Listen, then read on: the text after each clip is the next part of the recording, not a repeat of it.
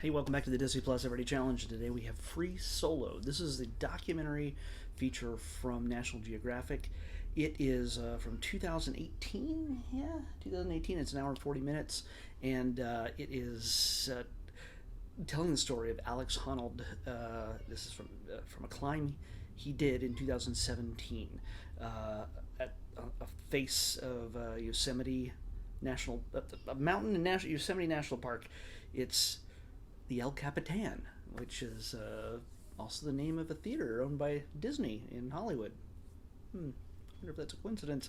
Either way, it's a very uh, interesting, if not harrowing. If you have a fear of heights, if you ever wonder why would anybody ever do this. By the way, not just climb a mountain. That's not the point. That's not really the point here. Not climb a massive. I think it's 3,200 feet or so. It's even if I'm completely wrong, it's whatever height that is above 30 feet. It's harrowing. It's not that he just climbs it. It's the fact that he climbs it free of any ropes or rigging, and he also does it solo, not with a group. He does it alone.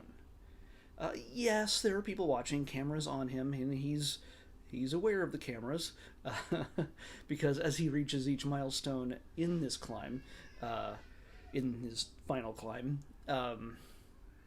he acknowledges the cameras as they've been positioned throughout. Seriously, this movie isn't just about him climbing. It's about, like I said, trying to figure out why somebody would do something like this. What puts it in their head to have this type of ambition? And Alex is an interesting guy. He's a unique guy in the fact that much of how he was raised and much of how he conducts himself, interacts with other people, is unique. Well, it's not unique. It's unfortunately very common.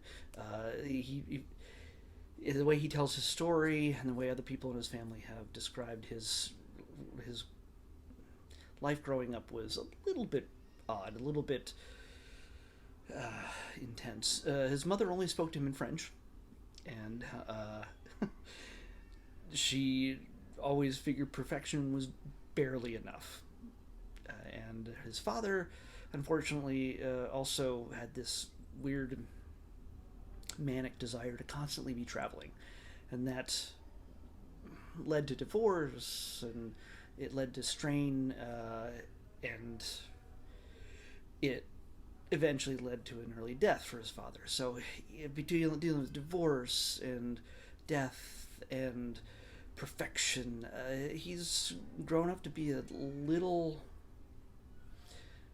I don't want to say odd, because it's all of us grew up a little bit odd one way or another, but he you don't know whether you like him or not when you watch this movie, because he's very blunt. It's not a matter of whether he's a bad guy or not. He's just very blunt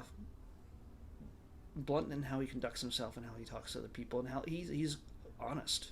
You can't blame the guy for that, but it's usually not something. Honesty isn't something that everybody always wants to hear. When he talks about whether he's had girlfriends or how does it affect his relationships, he's like, well, climbing usually comes first, and very often having a woman in his life just gets in the way, and a lot of them just can't handle it because the idea of him climbing, he's climbed a lot of stuff, a lot of places, and with and without gear. But nothing like El Capitan. I think he was the first, and so far the only. I could be completely wrong about that because again, it doesn't say much beyond the end of this film. To climb El Capitan, and if you've seen it, once you see it you see it right here. Once you see it in the film, you're like, no, there's not a way in the world a human being should climb that without any security. I mean, yes, having ropes affords you a certain level of security, certainly as long as everything is secured properly. You lose grip on that those few centimeters that your fingers have grasped onto, or your foot, in oddly weird positions sometimes, bracing yourself. It's exhausting. You slip, the rope hopefully has you, and that's great. And he's done this climb before. I think that made it clear that he may have done this climb before because they've mapped it out in detail. They have names for every type of section. They're called pitches. They have a name for every type of grip and rock formation and incline and everything else. It's like skateboarders having a name for every type of jump or slide or whatever. It's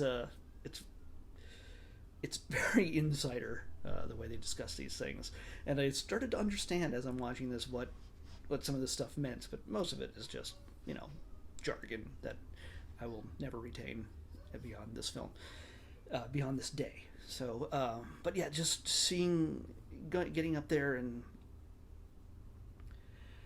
doing it without a rope, realizing that it there is a 100% chance that if you don't make that connection, if you do not keep that grip, if you slip just a tiny bit, a 100% chance you will explode at the bottom. He even says that at one point. He's like, I hit the ground, my body's pretty much going to explode. So it's not a matter of, oh, that was awful. No, there's no airbags at the bottom. There's no, no airbag is going to keep a nearly maybe 150, 160 pound man, and he's fairly tall, maybe 200, from not just being destroyed the moment he lands. And yes, this is a National Geographic film.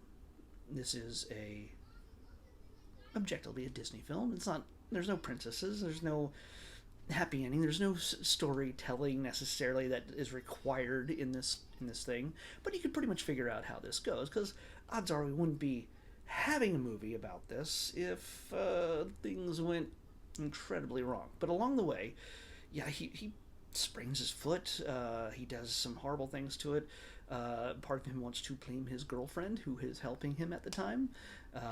So yeah, there's a number of different ups and downs through this. But if you want to watch just the final climb, jump all the way ahead to the last 20 minutes or so of the movie, and that will give you an idea of what he went through.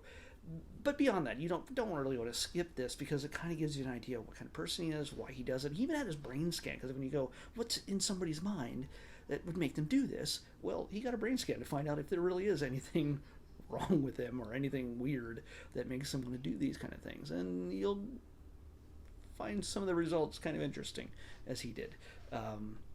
It deals with his relationship with his adorably cute little girlfriend.